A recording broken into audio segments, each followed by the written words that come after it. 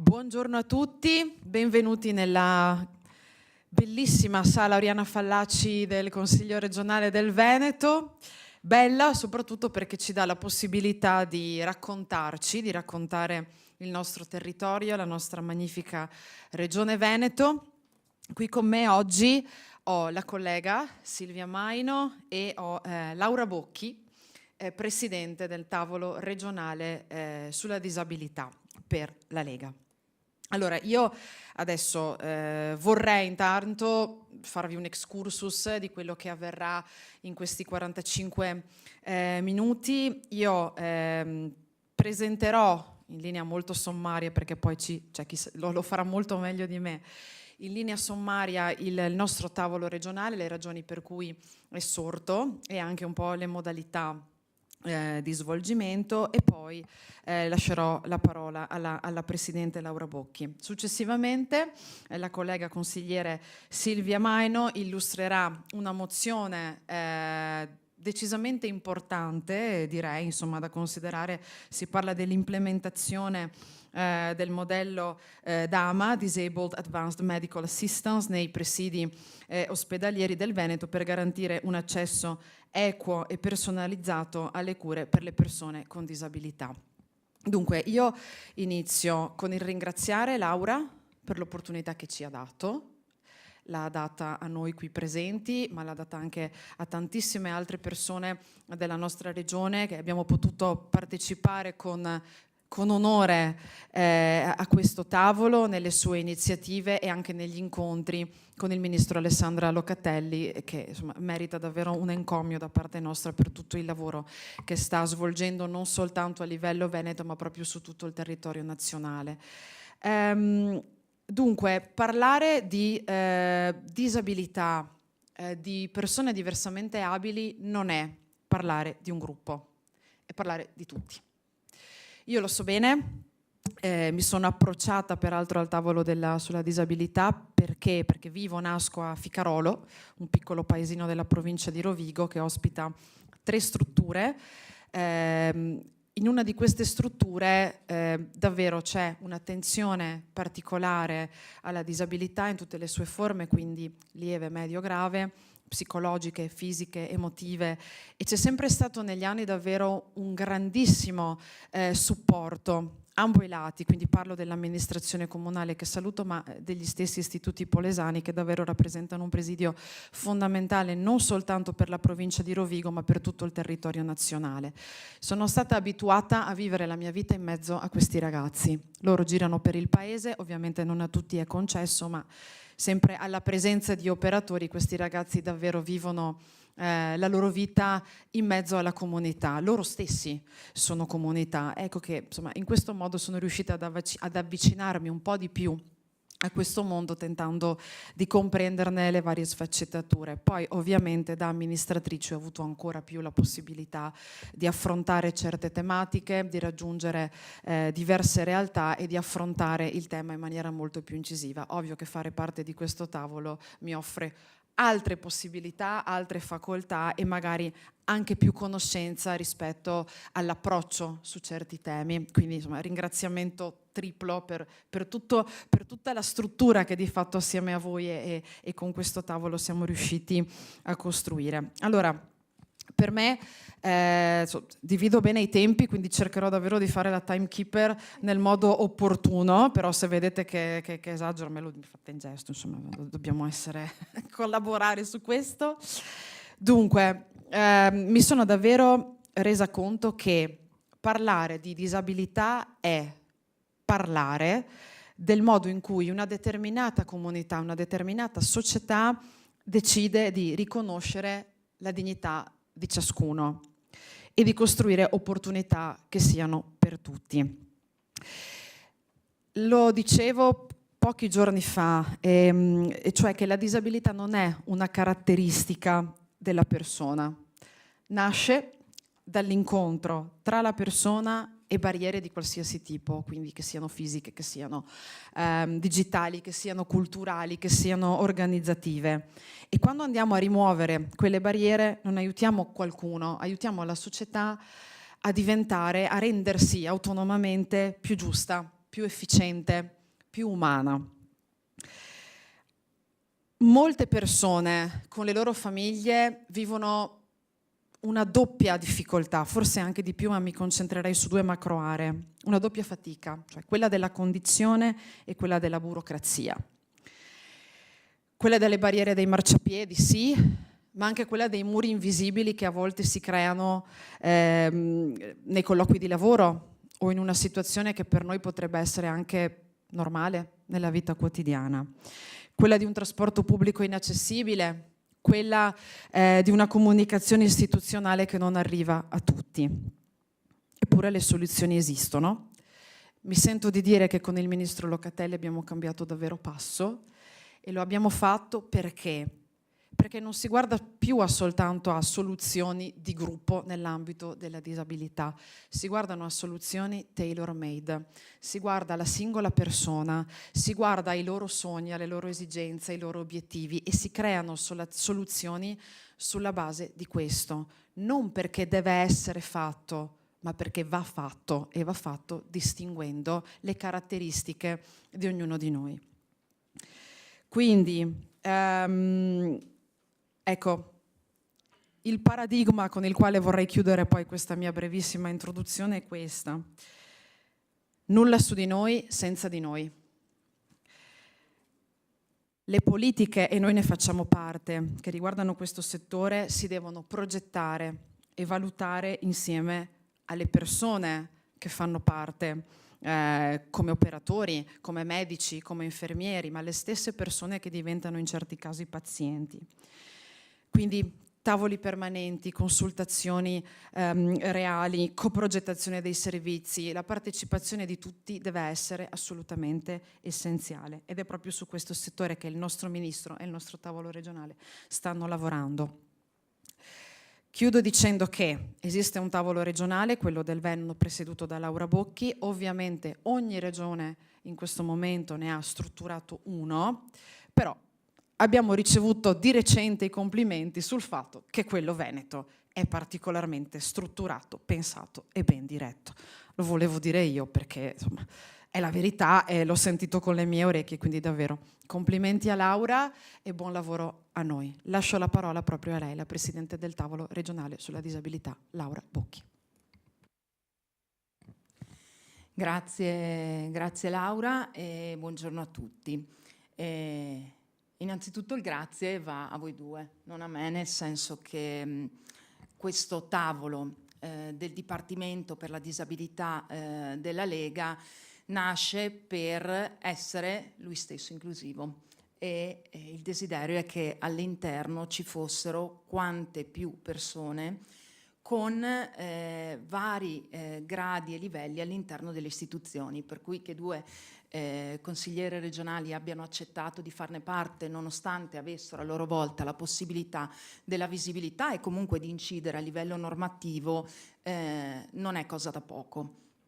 Nel tavolo, ci tengo a dire, ci sono anche assessori al sociale di grandi e piccoli comuni, sindaci, ma anche semplici militanti che per loro questioni di vita hanno avuto a che fare con la disabilità, perché per fortuna o purtroppo la disabilità è un tema che crea poca visibilità e per cui di solito chi se ne occupa perché in qualche modo lo ha dovuto toccare con mano.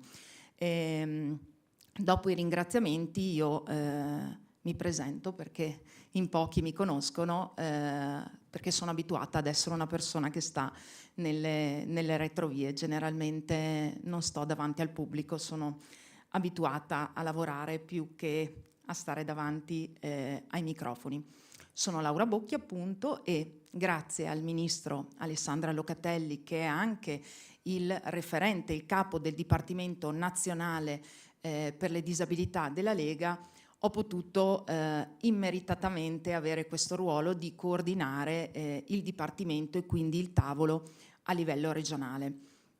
Un tavolo che sta facendo molto bene, lo ha detto giustamente la consigliera Cestari, ma sta facendo bene non perché sia brava io, ma perché abbiamo trovato in Veneto, e dobbiamo dircelo, il Veneto è sempre stata la regione più importante per quanto riguarda il volontariato, il terzo settore, l'interesse al sociale, e la dimostrazione è che quando io ho aperto questo tavolo, e non ho voluto che ci fosse una persona per provincia, ma che fosse un tavolo di lavoro, perché di solito quando si nominano responsabili si danno titoli e si fanno foto, io invece apprezzo di più i tavoli dove ci sono persone che lavorano.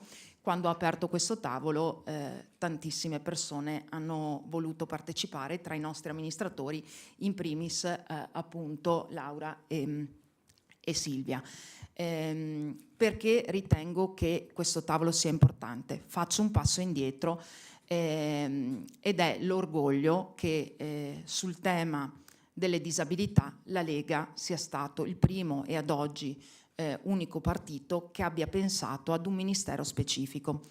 Il Ministero per le disabilità non è mai esistito. Quando siamo andati al governo ormai qualche anno fa, il nostro segretario nazionale, Matteo Salvini, ha deciso che dovesse esistere un Ministero per le disabilità. Perché? Perché è evidente che sia un tema importantissimo, un tema di cui tutti i ministri e i ministeri si debbano occupare. La verità è che purtroppo è un tema sempre marginale, non tocca mai a nessuno.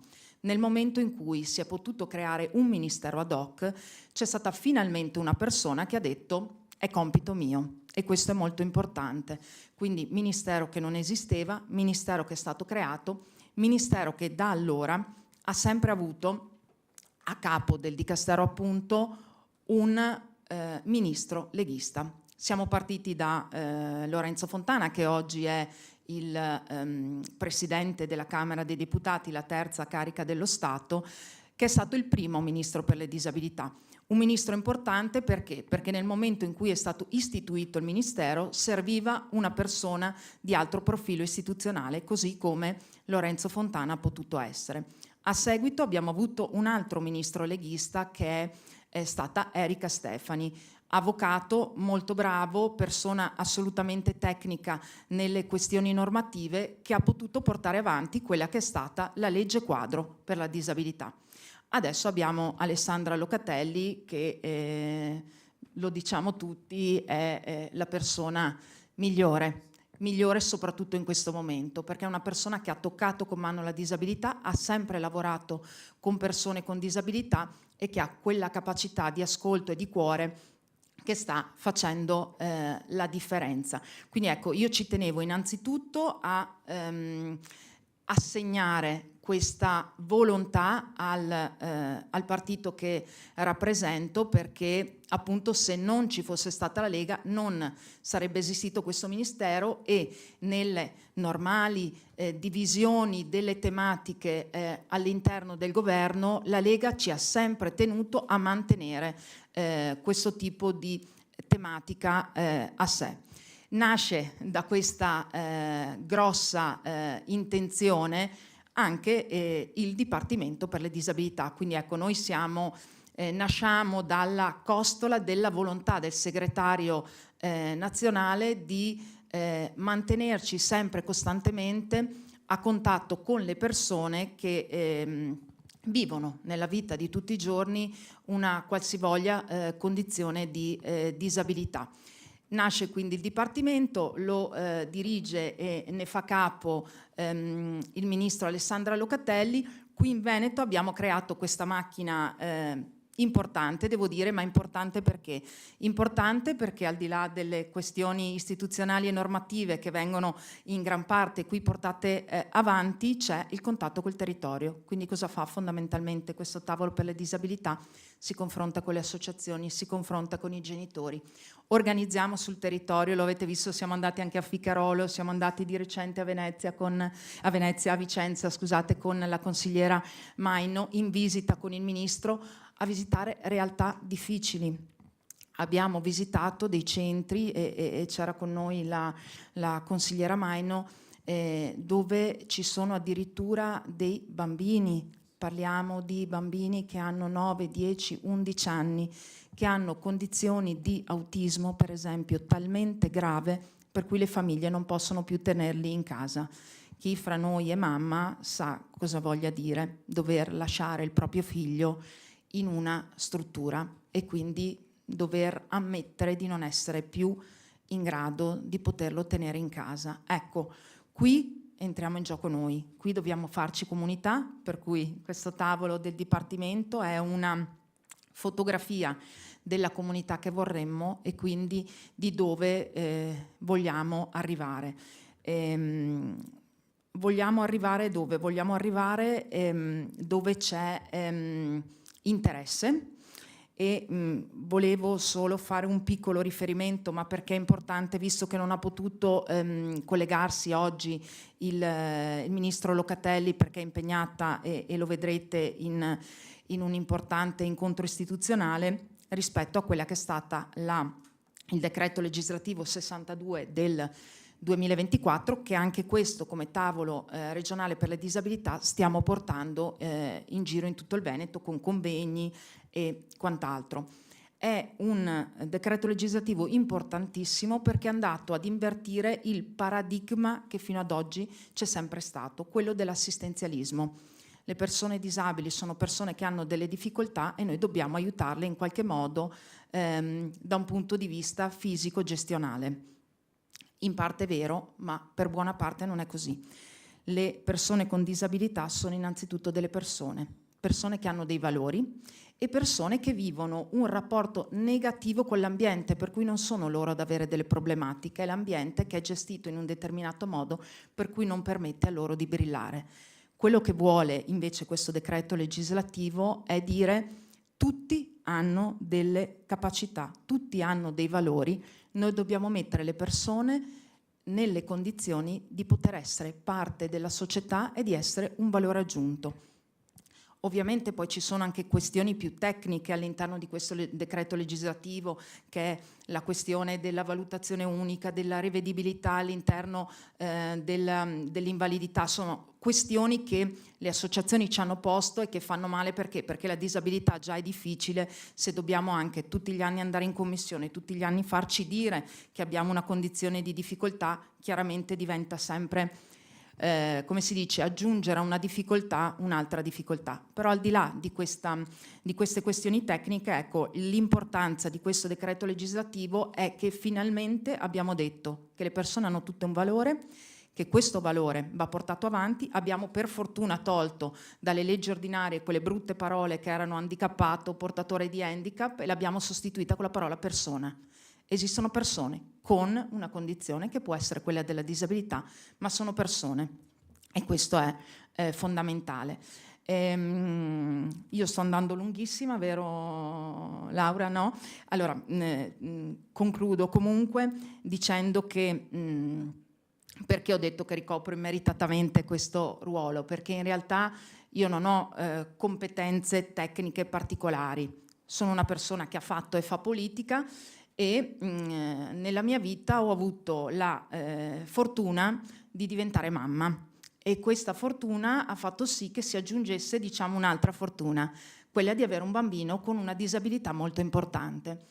Se all'inizio l'ho vissuta come la vivono tutti, con le difficoltà del caso, poi mi sono detta un bambino come il mio Ludovico, a cui ho dato 2 nomi, Ludovico Ernesto, perché mi ero detta i grandi di solito hanno 2 nomi, no? I presidenti della Repubblica hanno sempre avuto 2 nomi, io ho detto gli do 2 nomi, sicuramente farà il presidente della Repubblica. Così non è stato perché mio figlio non parla, mio figlio è il pannolone, nonostante sia ormai grandicello, però ha fatto una cosa importante, ha risvegliato la sua mamma che allora si occupava di altre materie per me un po' più futili all'interno della politica e ha detto io ho voglia di dare il mio contributo all'interno della politica a tutte quelle persone che sono come il mio Ludovico. Quindi per quello dico ho avuto questa grande fortuna di avere un bambino come lui, che oggi come tutti i bambini ha fatto il suo primo giorno di scuola che ho raccontato perché non è un giorno di scuola come tutti gli altri, lo sappiamo tutti, insomma, gli altri vanno a scuola per imparare, il mio bambino va a scuola con un faldone pieno di pannoloni, di tutta una serie di cose che possano servirgli ad arrivare a fine della giornata senza essersi fatto del male e aver fatto del male agli altri. ed è andato in un contesto dove spero resterà il più a lungo possibile, perché quando non sarà più lì sarà in qualche centro residenziale, centri che però noi come Veneto, come tavolo, come sensibilità delle consigliere che ho trovato vogliamo sempre andare ad attenzionare, perché se al mio bambino ho dato 2 nomi perché fosse una persona importante, così hanno fatto tutte le altre mamme e papà degli altri bambini, e l'idea non è quella di lasciarlo al margine della società, ma di ringraziarlo perché all'interno di questa società c'è anche lui. Quindi ecco perché a capo di questo dipartimento ci sono io, semplicemente perché posso essere un po' il ponte tra le famiglie e la parte politica. Ecco, spero di aver detto tutto e di non essermi dilungata troppo. No, non ti sei assolutamente dilungata, anzi grazie, perché hai portato non solo la tua sensibilità, ma anche la tua preparazione, non sminuirti sempre tanto così comunque. Quindi noi ti ringraziamo perché hai portato veramente una testimonianza molto molto preziosa. Nel frattempo l'amico Roberto Ciambetti, Presidente del Consiglio, ha avuto il piacere di darci un po' del suo tempo per essere presente e per portarci un saluto. Roberto. Grazie Silvia, è veramente importante sentire testimonianze come questa, ma penso che tutti noi abbiamo situazioni familiari o vicini a noi che hanno alcune criticità che vengono superate e affrontate sempre con grande forza, grande lucidità e grande dignità. Io parto con dei numeri. Secondo il Consiglio d'Europa, il numero di individui con disabilità in Italia è pari al 20%. Che si debba fare riferimento al Consiglio europeo e non a statistiche diffuse da enti italiani come fonte attendibile da cui attingere i dati è significativo della superficialità con cui si studia e si analizza il fenomeno della disabilità nel nostro Paese. Le fonti autorevoli italiane si delineano con un dibattito surreale di un balletto di cifre che va dai 3 milioni ai 13, passando ai 4, ai 5, ai 7 milioni. Dati che si commentano da soli. Per questo devo dire che la Lega, sia con l'ultimo, con il governo Draghi, con l'allora ministro delle disabilità Ricca Stefani e adesso con il ministro Locatelli, ha sempre su questo tema voluto essere presente e dare un contributo importante per le nostre famiglie. Oggi il nostro Paese è di fronte a un momento cruciale dal punto di vista legislativo e quindi il Dipartimento in moto anche in Regione Veneto, che dà dati a livello nazionale ai nostri rappresentanti in Parlamento, è assolutamente fondamentale. C'è una profonda rivoluzione normativa in atto. L'obiettivo è quello di assicurare alla persona il riconoscimento della propria condizione di disabilità, rimuovendo ostacoli e attivando sostegni utili al pieno esercizio della libertà e dei diritti civili e sociali. Lo strumento per concretizzare questa rivoluzione è rappresentato dal decreto legislativo 62 del 2024 in materia di disabilità, che tra l'altro attua una delle riforme del PNRR che anche l'Europa ci ha consigliato. Secondo appunto quanto previsto nella missione 5, inclusione e coesione, siamo comunque di fronte a un cambiamento epocale che si sta accompagnando e che il Ministro Locatelli sta seguendo, con il quale si introducono cambiamenti significativi nella valutazione e nell'assistenza delle persone con disabilità. Tra le principali misure il provvedimento introduce una nuova definizione di disabilità. Nel suo saggio sulla lingua in generale e sulla lingua dell'uomo nel 1916, Walter Benjamin aveva sottolineato l'importanza di dare un nome alle cose, definendo la facoltà di nominarle come la condizione e la possibilità che consente poi di dare un volto e nel tempo un contenuto alle cose. Non consente solo di riconoscerle, ma di parlarne. Ben si comprende quindi la portata di questo cambiamento, perché il decreto sostituisce in termini come handicap o invalidità con termine persona con disabilità, abbandonando la precedente terminologia obsoleta e potenzialmente discriminatoria. In linea con la Convenzione dell'ONU del 2006, questa nuova definizione evidenzia l'importanza di considerare la disabilità come risultato dell'interazione tra la persona e il suo ambiente e non come una caratteristica intrinseca dell'individuo. Si tratta di un vero e proprio cambio di prospettiva che smette di considerare il disabile come un individuo isolato per porlo invece in una dimensione relazionale con l'altro e con la società.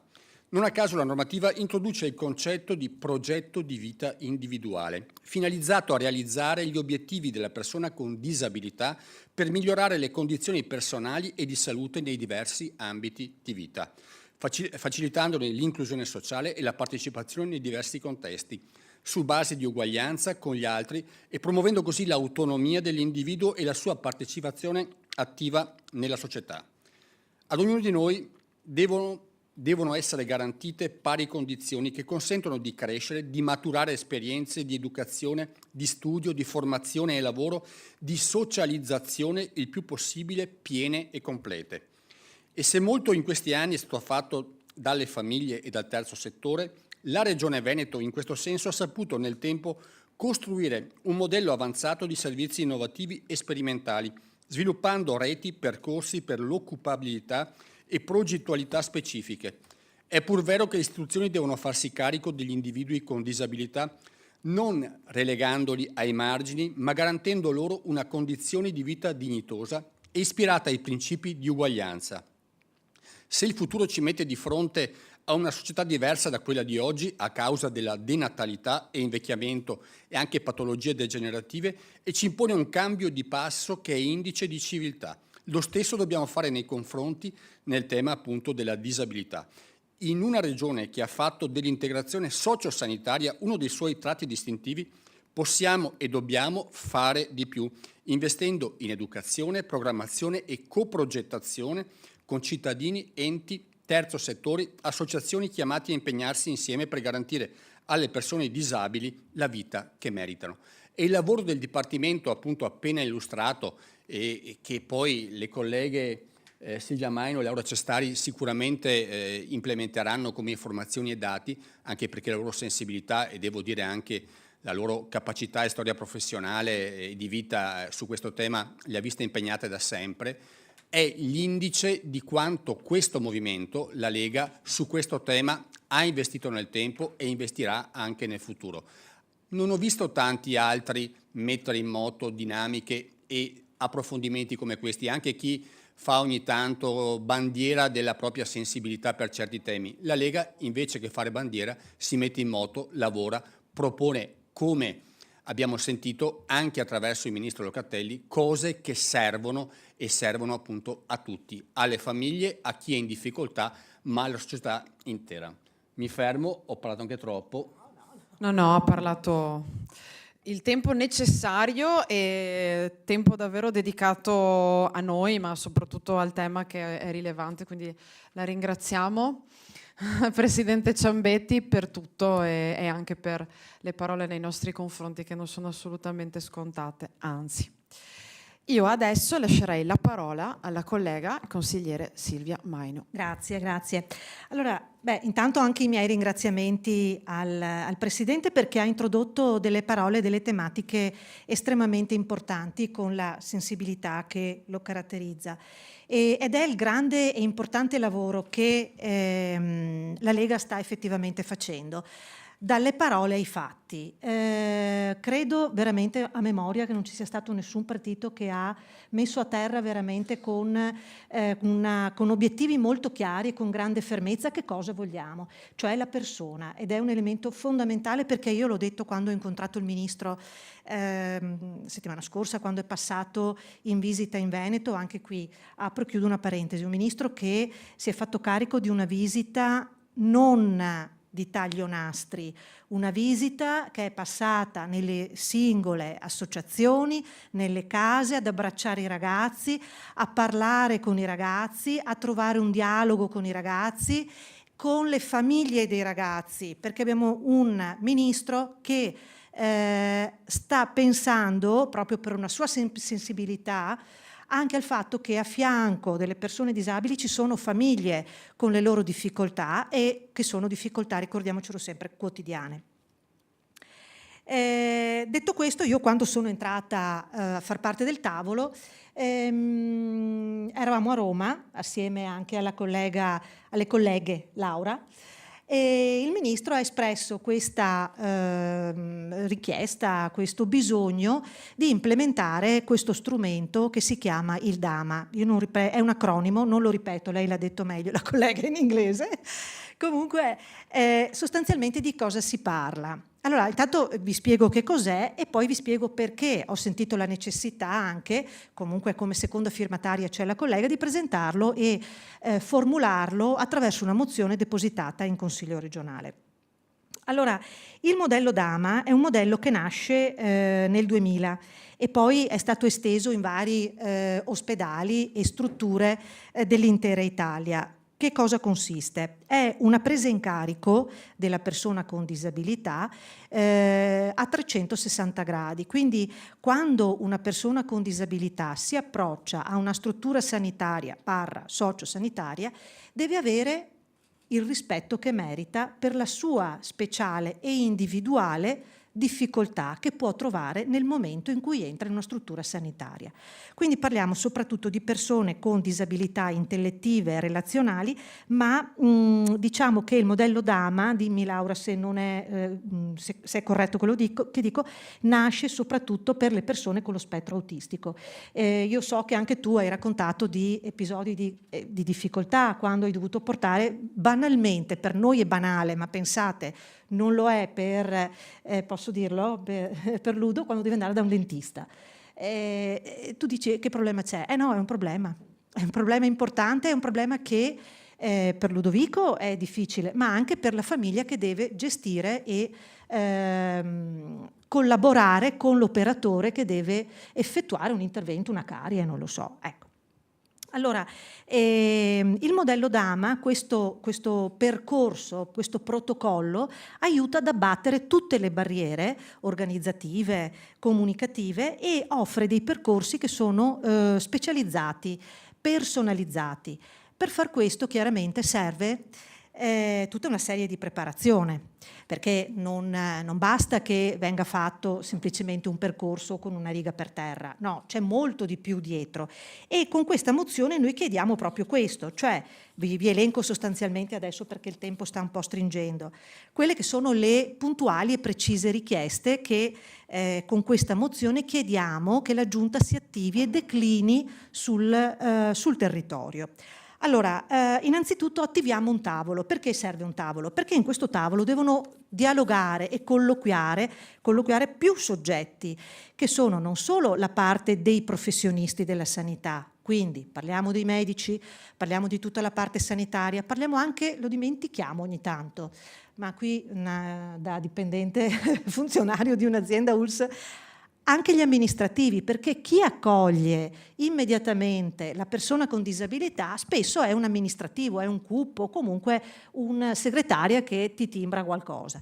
Quindi bisogna attivare dei percorsi di preparazione che coinvolgono i direttori generali, le direzioni sanitarie e quant'altro, e in questo tavolo, molto importante, chiediamo alla Giunta, in questo tavolo Giunta, mettici anche le famiglie, i rappresentanti, no? Delle famiglie delle persone disabili, cosa che il Ministro ha chiarito e ribadito più di una volta. La persona al centro è la persona all'interno di un contesto di comunità che arriva anche a non solo la persona stessa, ma anche la famiglia, ed è una famiglia che è inserita in una comunità. Diciamo che il Ministro ha già attivato a marzo, giusto Laura? Assieme al Ministro Schillaci, perché chiaramente parliamo di sanità, un tavolo tecnico che ha 8 mesi di tempo per dettare delle linee generali in merito a questi percorsi. Il tavolo nazionale, devi dirmi tu però, è partito? Sì? È partito? Sì, esatto, non è corretto, quindi stanno già lavorando sulle linee guida che poi verranno declinate. E noi intanto abbiamo detto cominciamo intanto, no, a fare una mappatura, cominciamo a lavorare.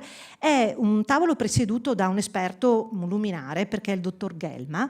Dottor Gelma è il direttore dell'unità operativa complessa DAMA dell'ospedale San Paolo di Milano, credo lo sia ancora, ed è colui che sta mettendo a terra queste linee e le sta concretizzando, quindi colui che sa sicuramente più di tutti e che sta traendo, diciamo così, le conclusioni. Quindi prima cosa il tavolo, abbiamo detto. Poi cominciamo con un progetto pilota. Siccome ci sono già alcuni ospedali che stanno, non in Veneto, che stanno portando avanti questa iniziativa, troviamo un progetto pilota, partiamo con un progetto pilota con una struttura, una realtà ospedaliera e cominciamo a vedere come incastrare, termine brutto ma insomma tanto per farvi capire, queste nuove prassi, queste nuove procedure. Creiamo dei percorsi professionali, ve lo stavo dicendo prima, per il personale tutto, quindi area sanitaria, area comparto e soprattutto e anche gli amministrativi.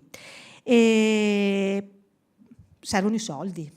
Quindi con questa mozione chiediamo anche di mettere i diner, direbbe qualcuno, ma i soldi per riuscire a formare appunto il nostro personale. Quindi la sintesi è, come ha detto molto bene il Presidente e prima di me le due Laura, di creare un approccio diverso. Ripetiamo ancora una volta, ma è importante che passi questo messaggio, per mettere al centro la persona, perché vedete, la medicina tradizionale o comunque la medicina che cura tutti noi si occupa della malattia. In questo caso bisogna fare anche qui quello che il Ministro dice è una rivoluzione copernicana. Mettiamo al centro la persona, perché ha delle esigenze e dei bisogni diversi, quindi c'è una priorità diversa anche qui. Allora io spero che la mozione venga discussa quanto prima, intanto l'abbiamo depositata, ma non ho dubbi che la sensibilità di tutti i colleghi consiglieri sarà sicuramente una votazione all'unanimità. Io chiudo volendo ringraziare proprio Laura, perché Laura si sminuisce sempre tanto, anche prima, ma io non so. Invece Laura ha saputo mettere una sensibilità molto elevata in quello che fa e lo fa anche molto bene, quindi adesso bisogna anche riconoscerglielo. Quindi il mio personale ringraziamento e in bocca al lupo per tutto, Laura. Hai già capito di cosa sto parlando. Grazie. E io ormai i ringraziamenti a Laura li ho fatti all'inizio, li ripeto giusto per associarmi, però se li merita tutti e penso che stiamo portando anche il pensiero degli altri componenti del tavolo, sono sicura di questa cosa, quindi ecco, prenditeli tutti, e assumili e tienili e portali con te perché sono tutti sinceri e tutti dal cuore. Grazie per l'opportunità del tavolo e per l'opportunità di oggi, quindi grazie a Laura Bocchi, ma grazie anche alla collega Silvia Maino perché abbiamo collaborato per raggiungere questo risultato e penso sia stato tanto opportuno. Sì, aggiungo solo che siamo l'esempio, no, di quello che ha accennato prima il Presidente, cioè il Veneto è veramente una regione che dal punto di vista, io ho fatto un anno l'assessore sociale e ho potuto toccare con mano quanto effettivamente il Veneto sia una regione solidale ma non di facciata, veramente di cuore. Quindi, e noi siamo l'esempio, credo che il fatto che si creino, no, dei tessuti e si crei della collaborazione è l'unico sistema per riuscire a portare avanti i grandi progetti e il tavolo ne è comunque la prova. Bene, quindi concludiamo, ringraziamo chi ha lavorato per il raggiungimento dell'obiettivo di oggi, qualcuno lo vedo anche presente, quindi grazie e avanti, buon lavoro e viva il Veneto.